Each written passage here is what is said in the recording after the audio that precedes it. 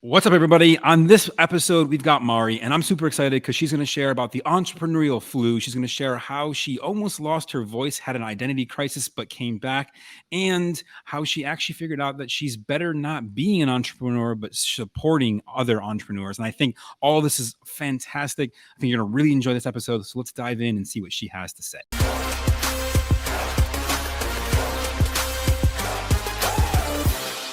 What's up, everybody? Welcome to another great episode of the GOOYOW Now Show. I am your host, as always, Bob McIntosh. And if you're watching this episode, I am very thankful that you're here. And I am very thankful for our guest, Mari, who's on here.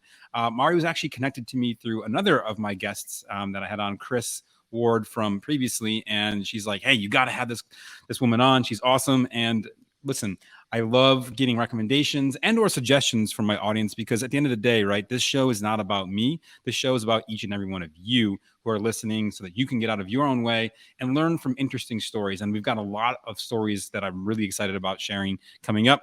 But today we've got one in particular. This is Mari, and I'm going to let her do her intro for herself in a second, but I'm very excited. She comes from a very different and unique background, different than actually anyone that we've had on this show previously. So this will be a show first, which I'm very excited about. And I really think you guys are going to enjoy where we go with this. So without any further ado, Mari, welcome and thanks for being on. Excited to be here. What a fun opportunity. Yeah. So first and foremost, for everyone who doesn't know you, which I'm going to guess is probably the large majority of my audience, tell us a little bit about who you are, what you do, what you're all about, and sort of your background. Well, I love the title of your podcast because I have spent a lifetime getting in and out of my own way and helping other people get out of their own way. So I've been an entrepreneur literally since I was 11 years old. I started a business that ended up putting me through college, started a bunch of businesses after that, realized that, I don't know if I want to start the businesses. I just like helping it come to life, but once it's up and running, I'm not that interested. So I began coaching other entrepreneurs. But at the same time I was doing that, I was having an entire additional career, which is I've had a career as a regional stage actor. Now, for the people who know me really well, this is kind of surprising because I'm actually an introvert. I don't love I being feel like a lot of people on stages are introverts. I don't know why, but I could be totally wrong on that, but I just feel like but anyway, sorry, keep going. No, it's true. There are a lot of stage actors who are introverts. We love the story. We love the connection. We love the depth. It's not necessarily being the center of attention. In fact, I almost failed out of theater school because I had such trouble with the performances because that wasn't my part that I wanted. They're like, we don't get it. Why you're so great at rehearsal and then during performance, you're not great. But it was because during performance, I was getting in my own way. I was getting my head into what other people are thinking about me instead of what am I doing. And that sort of began this sort of lifelong process of where are we stopping our voices? Where are we getting in our own way? Where are we telling ourselves stories that are not helpful or harmful? And I was doing the coaching with entrepreneurs who were doing the exact same way. I mean, you tell the story about the woman who couldn't get started for 6 months because she couldn't do her logo. I have many, many similar stories of working with people who were literally brilliant. I had one woman who is an international expert in the things she does. There are only 6 people in the world that have her level of scientific credentials. And she says to me, well, I don't know if I should charge this company for coming to talk to them about this. I was like, yes, you should. Yes. You should charge them a lot. You absolutely should. Did they charge you for all those letters after your name? Then yes, you should too. But we all get in our own way. And so this question of how do we open up ourselves and open up our stories and not get in our own way is central to my life story.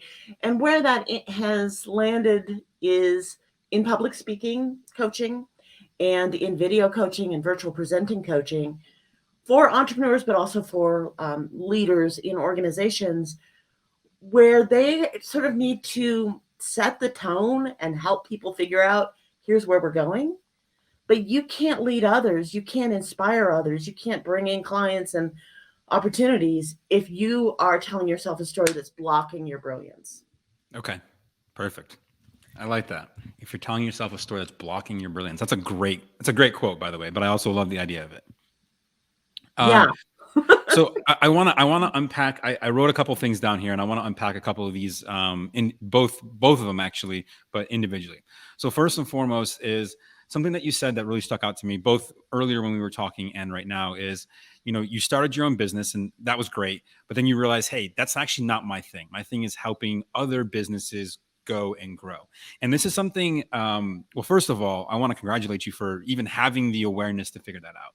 I feel like right now we see people who are attracted to the idea of entrepreneurship, Mhm. but not necessarily really a great fit. So a perfect example is one of my good friends, and I know he's going to be listening to this, and you know exactly who you are. We had a great conversation when he was down here visiting me, and he's like, I like him. He's a great detail guy. And I told him, I was like, look, Mhm. you'd probably be a great number two, but probably not a great number one. And this is not to say that you can't work for something like that. And it's not to diminish your capability, because every good number one, in my opinion, needs to have a great number two. Like, I have a lot of great ideas and vision, but I suck at details. I know that about myself. So I Mhm. need someone who's that. And he's that kind of guy that can, like, he can see all the little details and keep track of them and knows that, and like likes talking to customers, which is like, who does that? I don't know. But uh, but, but yeah, so uh, how did you go about, like, what was the recognition process for you in that, to say, hey, this is actually not the path I want, but I like working in this space, but not necessarily in this role within this space. Yeah. I think you hit it on the word when you talked about self-awareness. I think we're in a culture right now, particularly the entrepreneurial culture, that is so, you go girl, you hustle, you do this, you do that. That's so almost glamorizing the Yes, it's a perfect entrepreneurial word for it. process and pushing people to think about the way somebody else did it and to compare themselves. Oh, so and so does this, I should do it. Oh, so and Right. so did that, and they launched their course with $30,000 in the first weekend, and I only sold three. What's wrong with me? And we're doing this comparison thing. Mm-hmm. But when we're comparing ourselves to others, or when we're trying to do it a should, and this is what it looks like, what we're not doing is listening to the impulses in ourselves. What is bringing you passion? What is bringing you interest? Where do you lose time? I can sit down trying to figure out a problem of, okay, how are we going to figure out this strategy to tell this story or help this person move forward or whatever. And I lose 3 or 4 hours. I don't even Nice. notice. But if I'm trying to do other things, like you said, detailed things or whatever, at 10 minutes, I'm like, okay, are we done yet? Can I move on? I get that all too well. Yeah. So I think you need to notice your flow. I think you need to notice what is a unique expression of who you are versus what you think you should do. And I think you need to stop perfecting and comparing. I think that so many entrepreneurs try to perfect and try to compare and try to make their day two look like somebody else's day 100. And it's Very not true. going to feel good and it's not going to work. So when I said, where am I losing time? What am I focusing on? What even if it's not everything I want it to be long term, it's not perfect in my ideal vision. It's still pretty cool when I look at it. Where are Right. those things? And when I focused on those, it became really clear what I should be doing. Perfect. So was this for you? Was this a process that you're like, you hit a moment and you're like, hang on, this doesn't make sense anymore. And then not only that, but like, was it like, did you like disappear for a couple of days and figure that out? Or was it kind of over time you started realizing, putting pieces together? I think that's a great question. And, nobody loves this answer, but it's both. Okay. So a lot Yeah, of that's it fine. is, I look, and by the way, for everyone listening too, I'm never attached to the answers I get in these questions, because I think the most critical thing that I've learned in hosting all of these shows is that everything's different for everyone. And Yeah. what I'm hoping to show everyone, and my realization is that there is no right answer. There's okay, this worked for me, and I want everyone. There's a personal development training that I did, and they went through and they said, look, I want you to think of everything in this weekend, because it was a 5-day weekend, but a 5-day event. They're like, everything's like a jacket. Try it on, see how it fits. If you see that it's fitting and maybe it looks, you're like, maybe you see something there, explore it more. If not, cool, on to the next thing. That's why we have all these other things. So, but anyways, keep continuing. So you said there's a little bit of both. There's a little bit of both. And I think humans want to know the answer, but there's often lots of answers, exactly what you're just saying, right? So I definitely had those gradual, oh, I'm a little more comfortable here. Maybe I'll spend a little more time here. Or, oh, this is more of the kind of client I enjoy working with. Maybe I'll do a little bit more of that. But then I've also had several times, sometimes intentionally and sometimes when life throws something at me, where I've been forced to take a break. And there's something I don't know that I've never heard anyone else use this term, but I use the term the entrepreneurial flu. Okay. Because I think sometimes when we are working for ourselves, it's not like working for somebody else. You are doing so many different things. You're wearing so many different hats. You're making so many decisions. Yep. In most cases, you're at a very steep learning curve. And one of the things I've noticed in myself, and I've certainly noticed it with hundreds, if not thousands of clients over the years, have had this exact experience where all of a sudden one day they're like, I just can't. I can't work on this today. I can't show up for what I was supposed to do. And they think, am I burned out? Is there something wrong with me? Is there something wrong with the business? Have I screwed up? I mean, they go down the rabbit hole, right? But very often what it is it's the equivalent of the flu, where if you have a flu, you go home, you go to bed, and you watch your Netflix, you eat your chicken soup. There are times that we need to stop churning our business and hit the pause button and just sit. And usually within 3 to 5 days, we have new clarity if we're not pushing through. So I had a lot of those over the time. But then at a certain point, I had a health crisis that impacted my ability to speak. And so I had a 2-year pause where during that 2 years, I really wasn't sure physiologically what I was going to be able to do, which really helped me rethink what was important. Especially as you mentioned, I'm an actor. So that whole level of my passion was like, well, that may or may not happen. So right. Sometimes life will give you that moment to recalibrate. Sometimes you just do it on your own. Perfect. And I think whatever happens, hopefully it's not a health crisis. But I want to go back to that in a minute. But before we do, I want to circle back to one other thing. So first and foremost, I think that's awesome. Like I love entrepreneurial flu. We all need some chicken soup every once in a while, just to sit back and relax. So I think that's good. And I think you're right. I think that self-awareness is so critical. And so if you're listening to this right now, I want you to stop for a second. Maybe not right now in the middle of the episode, but after this episode, take a second and reflect back. When was the last time you took a moment to reflect back on what you're doing? And are you being self-aware? Are you making self-aware choices? Or are you just making the choices because there's what's in front of you and you're not really thinking too deep about it? So I think there's a lot there. Okay, so the other thing that I wrote down that I'm really interested to know more about, and then we'll go. I do want to talk a little bit about the sickness because I think that's a huge piece for a lot of people too. Is especially given the last year, but exactly. So you said you were in theater school and you would nail it in all of your rehearsals, but then when it came to being on stage, what wasn't so much. And you said you almost failed out or actually failed out. I didn't actually fail out, but okay. I had some uncomfortable conversations. Fair enough. with Fair my enough. directors. And so I would love to know a little bit more about that. Like what was causing that disconnect for you between stage, rehearsal and actual performance? And what did you do to overcome it? Yeah. I love this topic because I'm so fascinated by this.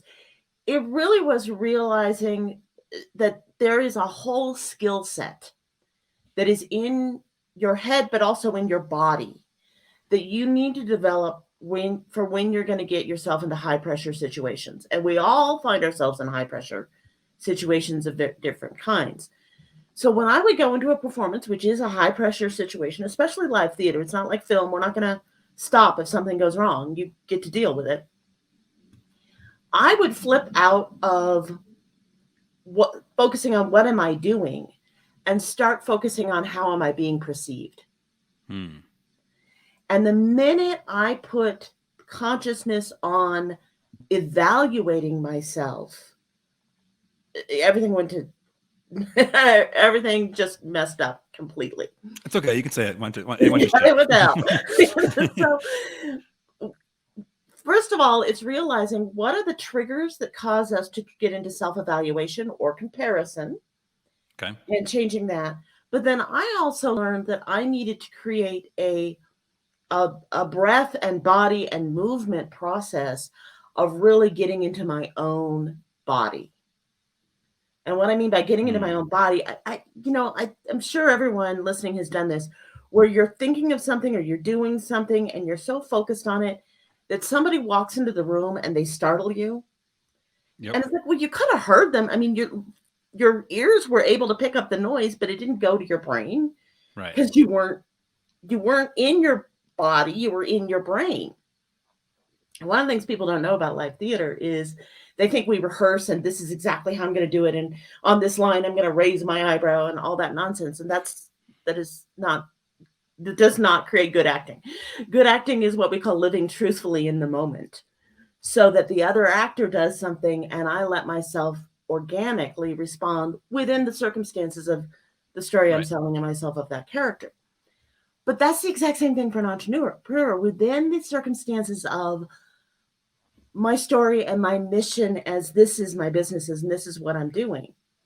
How do I get to the point where I don't respond out of what I think I should do or the how am I being perceived or all that, but how do I literally change my breath, change sometimes how I'm holding my body, release that tension that may be in your hands or your throat or your feet or whatever, and just really show up in the moment and see what's a natural response as opposed to a pre-planned response.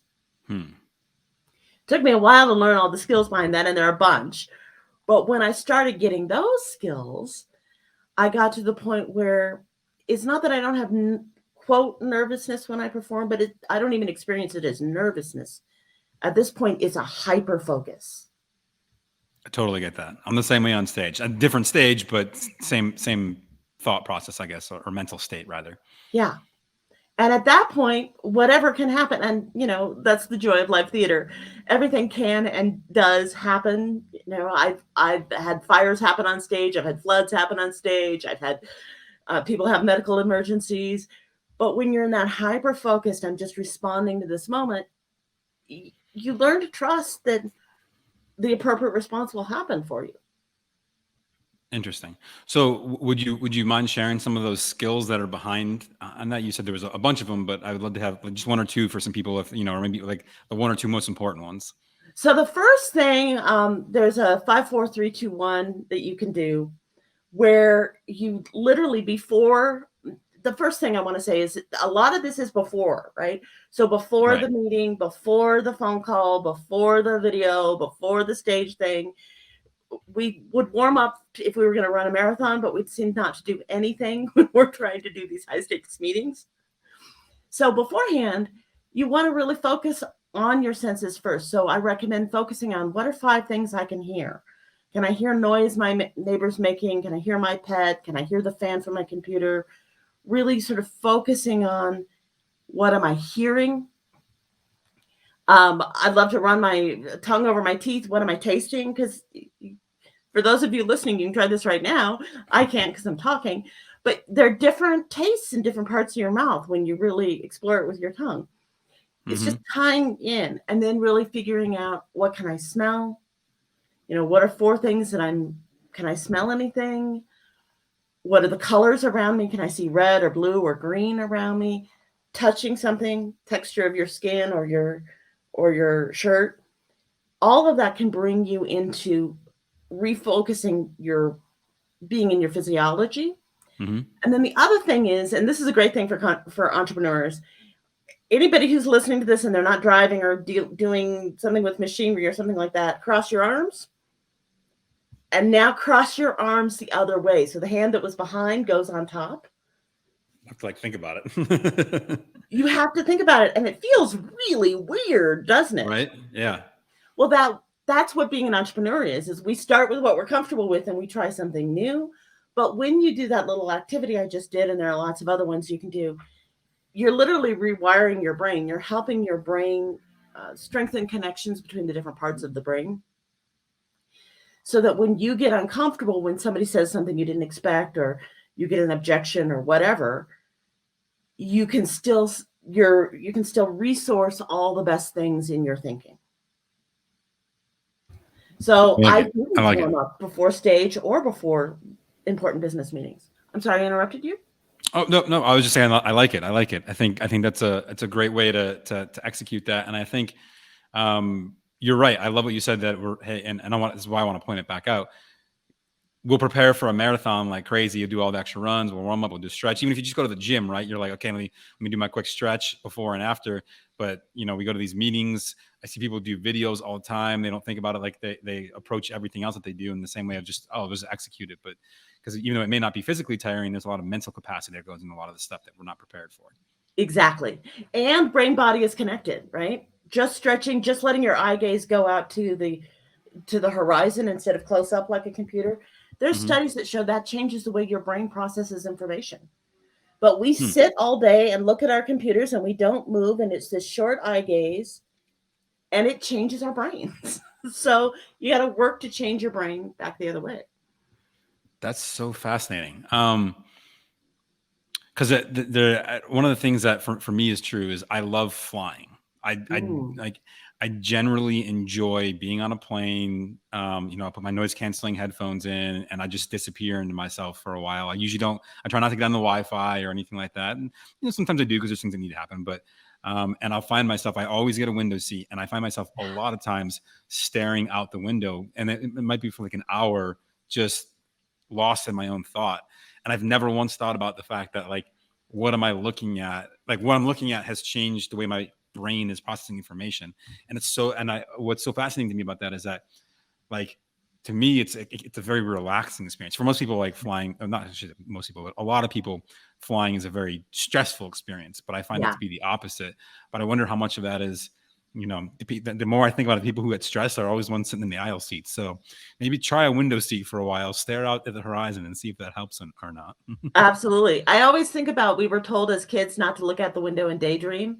And now all of the neuroscientists are telling us, no, look out the window and daydream. It's really good for your brain. It's good. It's good for you. Do it. Do it. Do it. Do it. Awesome. Cool. Okay. So I want to circle back now to you had shared a little bit about you had a medical crisis that happened and obviously involved your voice, which is a massive part of all of us, right? Not but especially for you given being on stage and Yeah. working with entrepreneurs. So tell me a little bit more about that, and I have some questions I want to ask, but I want to get the story and context in first. Sure, absolutely. So the first thing is, when I tell this story, people get nervous for me. So everything is fine now. Everything is fine. So I several years ago, I went to the dentist. I knew I needed some work, but I didn't think much of it. And the dentist told me, hey, you had this injury when you were a child. It's created impacts you don't know about, and you need to have the first of 5 massive reconstruction surgeries, reconstructing your jaw and teeth and face and whole bed within the next 2 weeks, or you're going to have a permanent speech impediment. Well, since I coach for a living, which is all speaking, and I Right. teach public speaking, and I'm an actor, that was an identity hit. It was a income hit, because I didn't know when I was going to be able to work with my clients, or if I was going to be able to work with my clients. I'm in the United States. Our healthcare system is interesting. So there was a One way to huge, put it. huge unexpected expense that was out of pocket. No insurance was going to cover it. I had to come up with it, in 2 weeks. So it was like instant crisis on a very core level. And it took everything I had to get through it. I know there are a lot of other people that have had the exact same thing in 2020, where all of a sudden the rules changed completely. Yep. And, I learned a lot about that. But one of the things I learned is, when the rules change completely, We want to hold on to what was before. We want to get back to normal as fast as possible. And that doesn't work. You have to sit down and have a moment with yourself of the rules have completely changed. But I'm going to come back into my self-awareness, my body, my values, my vision, what's still important to me. And use that to make tiny choice by tiny choice instead of trying to figure out what it's all going to look like. Okay. And then to get support, to ask for support. Now, I had to have some very interesting conversations because I had to call up every client I had and every client that was in my pipeline and say, well, I may or may not be able to work with you because we don't know. Surgery by surgery, we're not going to know how it works. And I had clients that stuck with me for 2 years where they would call me every month and go, how you doing? Do you need anything? Can we work for this month? And sometimes I'd say, I'm not in much pain. Yeah, you can have half an hour. And sometimes I'd say, I'm sorry, check back later. I can't cope. But they were so supportive. It was insane. And what happened is on the other side, my business moved forward and exploded in ways that I never perceived were possible. And I had clients coming to me saying, I've been talking to so-and-so for years about you while you've been going through this, and they want to hire you for a major ongoing corporate gig. Are you ready? And I was like, I didn't even know you were working on that for me. So if we let go of what we thought was going to be there and we stay connected to ourselves, our values, our self-awareness, and accept help, usually something new and better comes out on the other end. I think of it as a caterpillar in that chrysalis, right?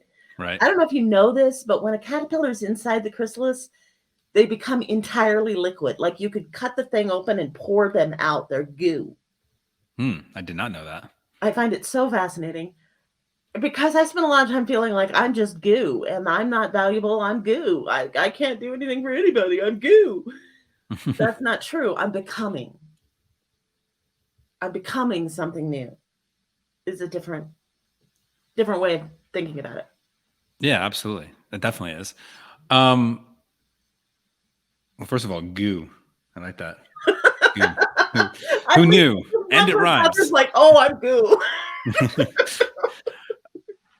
Okay, so I want to ask a question because I think this is a huge thing, and I haven't shared a lot about this for myself, but the last several years for me too have been sort of I don't want to say an identity crisis, but a shifting of my identity and making sure that everyone who knows me, who's known me for a long time, understands where I'm going and why I'm going there. But for you, this was more of a circumstance change for me, not because of medical crisis or anything of that nature, but I'm curious for you, and because you basically wake up one day, you go to a dentist and he tells you, hey, like literally everything that you do could be in question.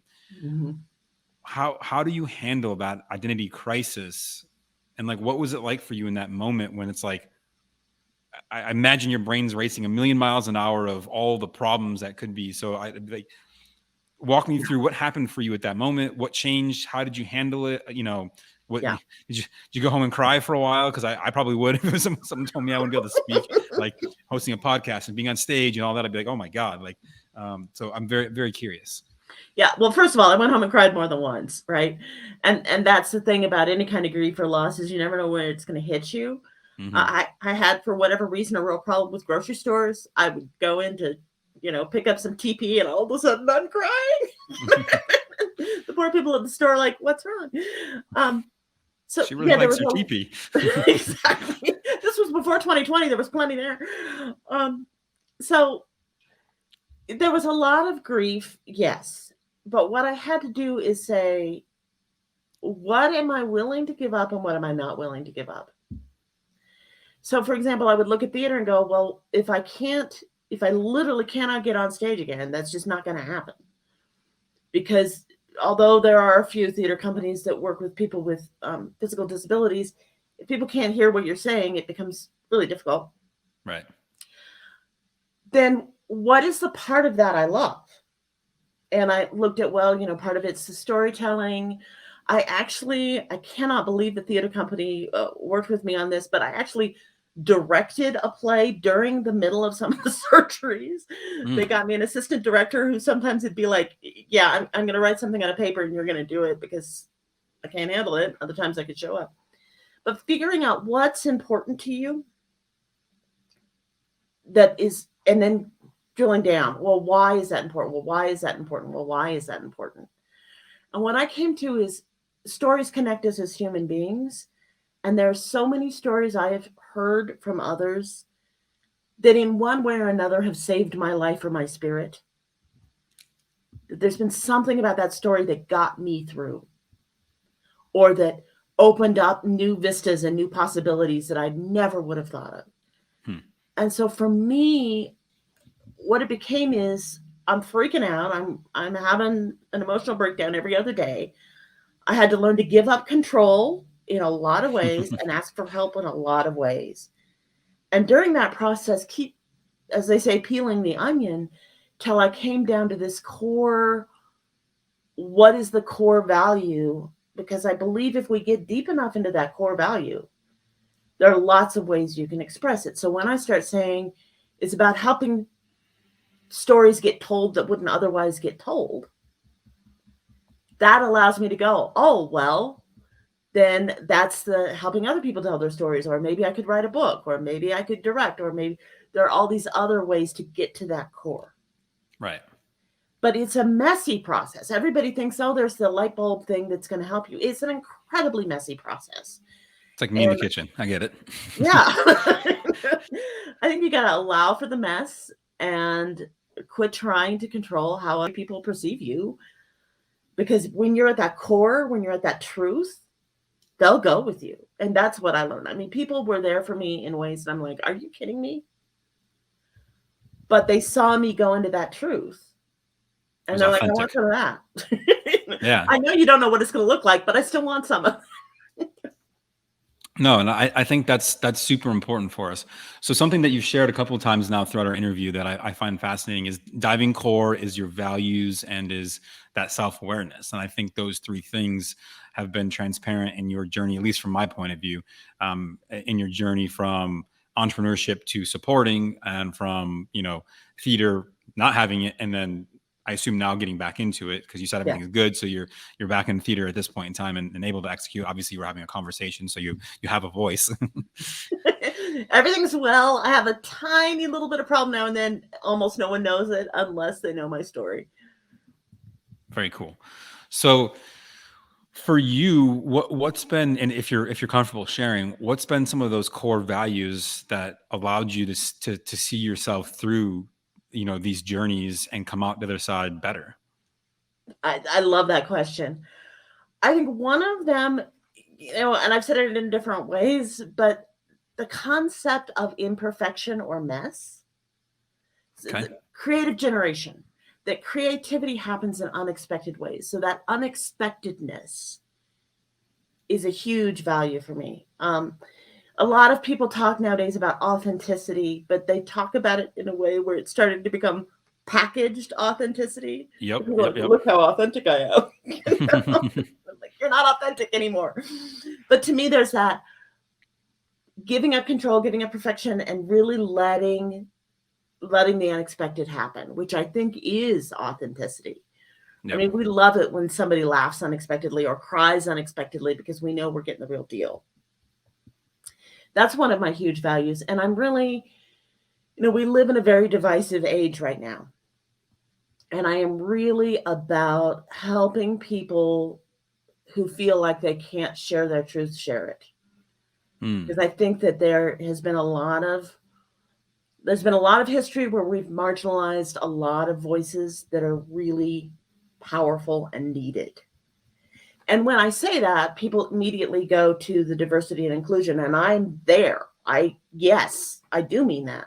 But I also mean sort of the ugly introverts of the world, or the people with the weird background of the world. I always will have people say to me, well, I'd love to do this, but I don't have the perfect credentials, or I don't have the perfect background, or there's something different about my story, which means I have to shut myself up. Right. And it makes me nuts, because usually those are the people that I find most interesting. Back to the unexpected. Those are the people that have a perspective that I'm like, oh, I never thought of it that way. So I think we need to be more welcoming and more diverse across the board. And that means we do need to look at the systems that shut out people who are not exactly like us, Very including true. the systems in our own head where, oh, well, that would be the perfect client for me, but that client I would never work with. If there's a legitimate reason for it, that's fine. But maybe give the client you would never work with a second chance. I'll give you an example from my world. Yeah, I'd I love one. had an executive from pharmaceutical industry, very high level, call me up and say, I want you to help me with speaking and virtually presenting. And my first thought was, dude, you are way above my pay grade. This is, an international company, very high level and very, very corporate world. And you're dealing with extremely complex medical issues that I Right. don't know what you're talking about. Right. I'm like, oh, I'm not ready for that. And then I went, Amari, get over yourself and listen to the man. And he was such a delight. And I was able to give him genuine value. But that self-judgment of that's not been in my experience. So I'm not good enough or ready enough or perfect enough, or, he needs somebody who's been a newscaster or whatever, letting that go. And just really saying, yeah, I'm going to take something in that I didn't expect. I think that's great, and I love that example of, hey, like, this is a totally unexpected thing, and the reason I like it is this, you know, as entrepreneurs, a lot of the folks that I've taught over the years, they have that same worthiness question happening in their head, and I'm going to include myself in that. In fact, in all of the self-development and personal development that I've done, one of the biggest questions, and many of you might find this surprising if you know me, is worthiness. Am I worthy to do this? And I'm not there yet. I'm not here yet. And I know that I have conversations constantly with people about that same question. I think that that's always there. Yeah. So do you just tell that voice to shut up and do it anyways, or like, is there a ritual that you have? I'm curious, like, what's for you has been your way that you've been able to overcome whenever that worthiness creeps up? Because I'm also going to assume and make an assumption here, but tell me if I'm wrong, that question still happens, even though you know the answer, you know what you need to do. It still kind of pops up every once in a while, going, "Hey, what's up?" I think it does for anybody who's not a sociopath or a narcissist, right? I mean, it's normal to question, right? The question is what power you're going to give it. So one of the tricks I like to do is I like to play with humor. So I have, I think of a little monster, like a little Muppet monster, right? And for those of you listening, she's holding like a really cute little monster looking thing. I have a little monster for those of you who can see the video. And I make a funny voice. And I get my monster out and I tell the story in the funny voice. So I say, well, Mari, you're not a newscaster and you're not size 2 and you haven't been doing this. You weren't on a stage in Dubai last week talking about this. And it's very hard to take it seriously if you make fun of it. And by making fun of it, I can say to myself, wait a minute, I'm saying that I wasn't at an international conference speaking in Dubai to the top 1%, therefore I don't know what I'm talking about. Of course, that's ridiculous, right? Right. But we need to exaggerate it and play with it to see that it's ridiculous. So that's part of the thing I do. But the other thing a question I kind of live by is your insecurity hurting other people?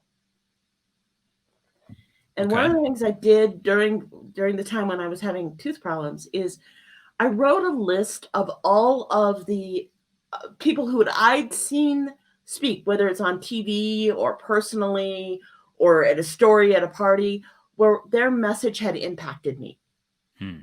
So it might have been, it was poets like Maya Angelou, it was my grandmother, it was, all kinds of people. And then I said, what if their voices didn't happen? What would be true of your world? And it was a very, my world would be a very dark place without those voices. Well, then the opposite has to be true. My voice then is impacting somebody, whether I know it or not. Now, there were people on my list who don't know I remember them, who met me at a party once and told a story about starting a business that I've been using in my coaching for the last 20 years, right? they don't know that I was impacted by that story. So It's, true. right? So those two questions, making fun of it, exaggerating and making fun of it, and then asking the question, is your insecurity hurting somebody else? Those help me get a reality check. And also that there's a difference between doing your best and doing it perfectly. If I do my flat level best, that's my flat level best, and I've got to trust there's something in that. Right. My flat level best will never be perfect. But Nor should then it be. nor should it be. And I don't know that other people would want it if it was perfect, because that would just be hard to integrate and take in. It would be coming from a not another human, so it wouldn't be valuable. Totally agree. I get it. Especially love your second point of, what would be missing, in your story there. And as soon as you told me that, I remember thinking there was earlier in my speaking on stages, towards when I got first started. One of the things that I always hated is my mentor would have me go back and rewatch all of Mm. the video of me speaking and make notes, and so I can improve myself, which was phenomenal in my growth. But I always hated listening to myself. I was like, oh man, I just hate the sound of my voice and all that. And there was one particular time that there was a woman in the front of my event, and she raised her hand for a question. This is after 3 days. She raised her hand. I said, what's up? She's like, do you have a podcast? And I said, no, don't have a podcast. And I like made some nonchalant excuse of why I didn't have a podcast or whatever. And she goes, well, you should, because I could listen to you all day. And I remember sitting there going, I'm like, okay. And it was like totally weird moment. But it was like, I mean, this is, I don't know, probably 6 years ago or more. But it's a story that has stuck with me. So like you said, that impact, and that is actually a big reason why I now do have a podcast. Cause it's like, okay, well, this is someone else who would be a listener of mine, who would be someone who would probably be consuming my podcast. And and I still like literally have that moment in my head from that long ago. And none of this would have happened. None of the interviews, none of the anything I've been doing. Our conversation today, for all of you listening, this wouldn't be happening except for that one moment. So I think that's a super powerful thing to reflect back on. What would your That's life be so without those people? Yeah, that's so exciting. And what's interesting to me is if that woman told the story of her life and the contribution she's made to the world, that comment to you would probably not make her description. I bet you she probably doesn't even remember that she made it. I'd be willing to bet she probably doesn't even remember that she made that comment. Yeah. So she did amazing good in the world and doesn't even know it. Right. And so what are each of you listening right now? What are you doing? Who are you impacting that you may not even realize it in passing, the little things that we do. So I think that's super powerful. I like that a lot. So thank you for sharing. Absolutely. Cool. All right. Well, I want to be respectful of everyone's time. We're approaching about 43 minutes or so. But where can everyone who's listening find more about you, check you out, reach out to you if they want to connect? Tell us more about where to do that. Absolutely.